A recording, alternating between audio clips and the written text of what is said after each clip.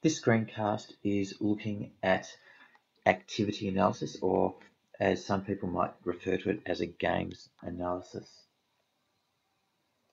So where does an activity analysis fall within the scope of fitness testing, designing training programs, etc.? Well, an activity analysis is at the very beginning.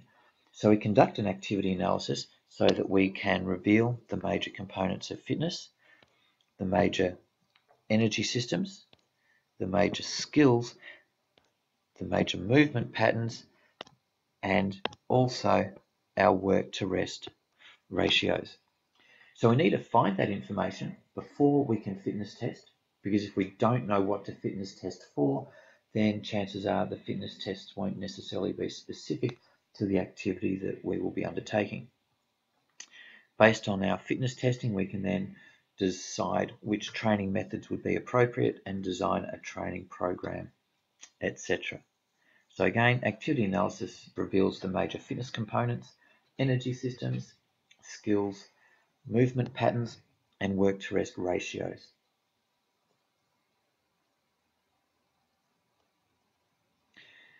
So this is just re-emphasizing this. How do we know what to test for?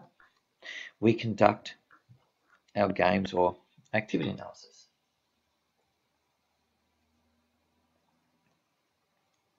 So again, we're collecting data. So we've got to find data to support our physiological requirements or skills of an activity, which allows strategies to improve performance. So our games or activity analysis, what are the energy system requirements? Are we predominantly an ATP PC energy system based sport, anaerobic glycolysis, or aerobic? Movement patterns. Do we move in straight lines? Do we move over a particular field? Do we run simply in a curved line? Muscle groups and actions. Are we predominantly using our quads, our core, or are we using all body parts?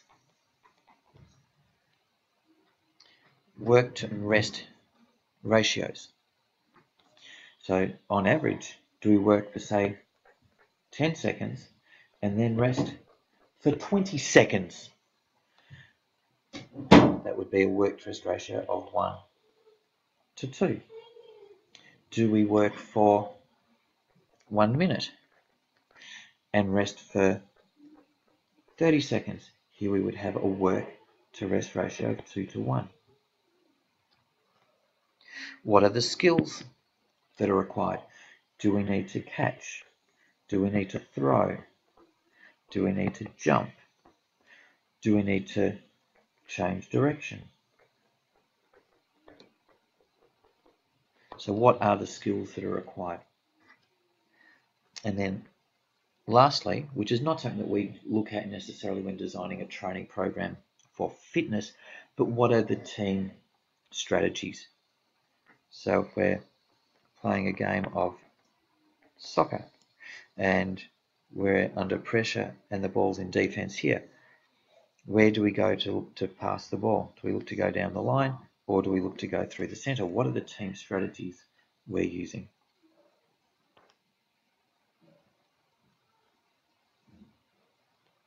A couple of other things that we can look at. What are our opponent's strengths and weaknesses? So we might try and limit the opponent's strengths by trying to close a particular part of their game down, and we might try and expose their weaknesses. Biomechanical techniques. What technique is most efficient? We would obviously need to observe an athlete, see what they're doing, see if their technique is biomechanically efficient or not. biomechanically inefficient techniques may lead in time to injury, or they may just simply not allow you to perform at an optimal level. And lastly, looking at intensity of movement and actions performed. So they're done at a very high intensity, a high intensity, a low working intensity. And then also which actions are performed. Which actions that are performed will relate back then to muscle groups and actions. A couple of methods that we use when conducting a games or activity analysis. Simple observation. So here we watch or view a game or an activity. Now, we can also use video for this, and quite often video is much easier. We can pause, stop, rewind, replay. The other thing that it's very good for is, for example, where one particular technique needs to be repeated over and over again. And if we're trying to use simple observation where we're just watching the athlete perform it live, then due to the repeated nature of the activity, they may tire, and then errors start to creep into techniques because of them fatiguing. Observation with supporting statistical records and also heart rate monitoring. The one that we haven't looked at here, because it's not in the study design, is the use of GPS. However, we will be looking at GPS. Within the SACs and exams, although the use of GPS is not on the study design, that is, you don't need to know about GPS and how it works, you could certainly be presented with data that's been collected from GPS units and be asked to analyse it.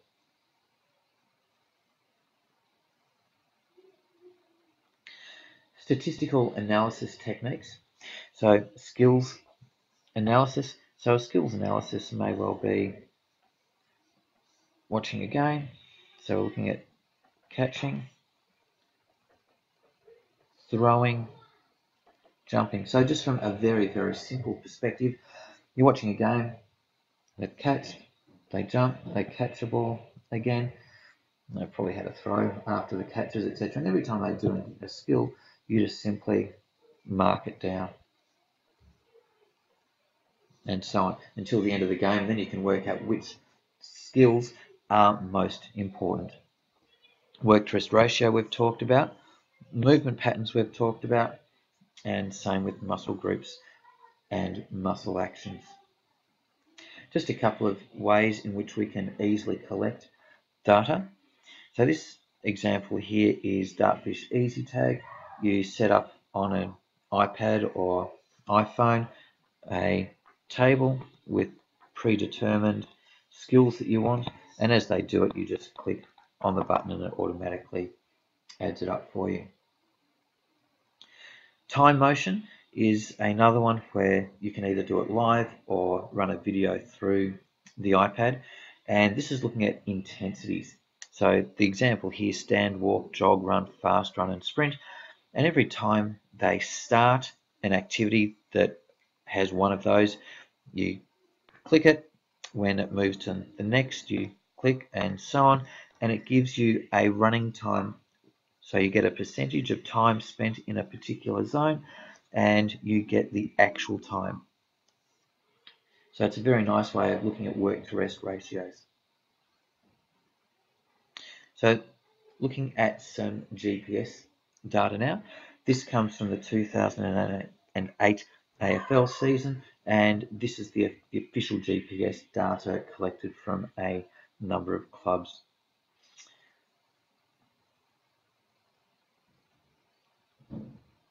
So why use GPS? Gives us accurate information. The top GPS units will operate collecting data for at least one piece of data for every 1 second. Some GPS units these days are collecting 10 pieces of information for every second. So that's every 1/10 of a second they're collecting data. We can determine game standards for levels of intensities and movement patterns, that being in a game of hockey. What is the average heart rate that would be expected? What's the speed output that would be expected? Where would you expect players to move on the field? Determining our physiological parameters, these tend to relate back to our intensities. How hard would we expect people to be working? Now, if you're working at a particular intensity during a game, we would also expect that you'd be training with a minimum of that intensity to try and make your training sessions as specific as possible.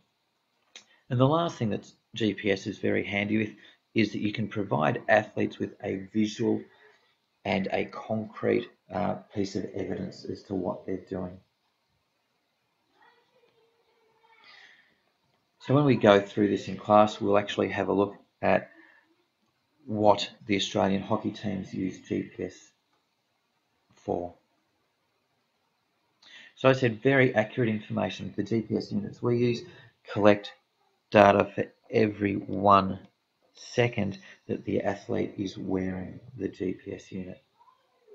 So here's an example of a speed versus heart rate graph. So this is a 400-meter run. So we can see that speed of the athlete from the beginning of the race increases dramatically and then slowly decreases as she fatigues, and the end of the race would stop about there. We can also obviously see that her heart rate is increasing throughout the run.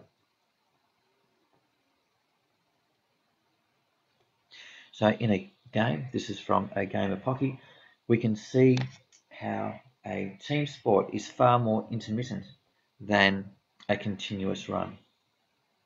So here we have many peaks and troughs within our speed, and likewise our heart rate matches the intensity of the running. Though we do also notice that within our heart rate and speed, we have a lag effect. So we'll have a peak in speed followed by the heart rate peaking. So the heart rate lags behind the speed. So here are some physiological parameters. Again, this is from a game of hockey. So we can see that the data was taken over about an hour and 20 minutes, so that would have included half time. We can see that minimum heart rate, maximum heart rate, and averages, likewise with speed, average, max, and min. We can work out what distance the athlete ran, and we can set up our own zones as to how we would like to analyze it. So this is the amount of time that this athlete spent within particular heart rate zones. So fairly high in that 64% of the time was spent between 92 and 100% max heart rate. 15, just over 15% between 85 and 92%, 6.1 between 70 and 85%, and so on. Looking at work to rest, we can see that in the same game, 61% of the time was spent between 0 and 5.3 kilometers an hour, whereas only 15% was spent above 10 kilometers an hour. We can look at repeated sprint efforts. So here, 17 1-second sprints, 9 2-second sprints, 5 3-second sprints, and so on. So we can look here when designing a training program that we probably want many sprints to be done at training that are under our 5 seconds. An easy way to look at it, 1 second equals 5 meters. So here with a 4-second sprint, that's looking at 20 meters, that's 15 meters, etc. So this athlete, it would be very unlikely that we would be giving them repetitions of 100 meters because they simply don't do it in the game. Here above, we can see where each of these sprints occurred within the game. So the game begins here. They don't do a sprint above 15 kilometers an hour until this point. They do a 2-second sprint, then a 1 second, a 2 second, a 3 second, 2, 1, bit more of a rest, 1 second, 3, 4, bit of a break, 5 seconds, longer break, 1 second, 6 second, break, 5 seconds, etc. So we can really target our training or our interval work to mimic what's happening within the game. And then our movement patterns. So this movement pattern comes from a midfielder. That's an entire game from midfielder in hockey. And here we've got a goalie's entire game. So we can see that the goalie is far more localized. They're only moving around the D. These would be at half time, etc. before the game, where the midfielder is running up and down the entire length of the field.